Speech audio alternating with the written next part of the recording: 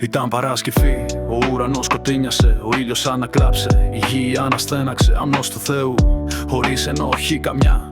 Πήρε πάνω του το κρίμα, η δική ήτανε δικιά μας. Ακάνθινο στεφάνι, καρφιά στα δυο του χέρια. Κάθε πληγή φωνάζει, σ' αγαπώ χωρίς όρια. Οχλός φωνάζει, σταύρωσέ τον κι όμως δεν μιλά. Κουβαλά το σταυρό για να ελευθερώσει εμάς. Σταυρός, όχι ήττα, εκεί γράφτηκε η νίκη. Το αίμα του η γέφυρα που σπάει κάθε ρήγμα από το Γολγοθά ως την άδεια του τη γη. Η ζωή νίκησε το θάνατο εκείνη τη στιγμή.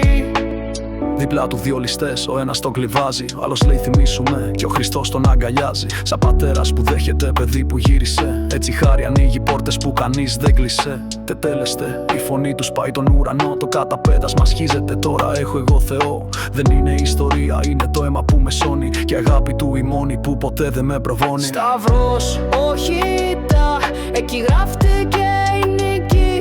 Το αίμα του η γέφυρα που σπάει κάθε ρήγμα από το Γολγοθά ως την άδεια του τη γη. Η ζωή νίκησε το θάνατο εκείνη τη στιγμή. Κι όταν σκέφτομαι τη μέρα που το κάρφωσαν στο ξύλο, θυμάμαι πως ο θάνατος δεν κράτησε το Κύριο. 3 μέρες αργότερα ο τάφος είναι ανοιχτός και ο δρόμος για τον ουρανό για πάντα φωτεινός.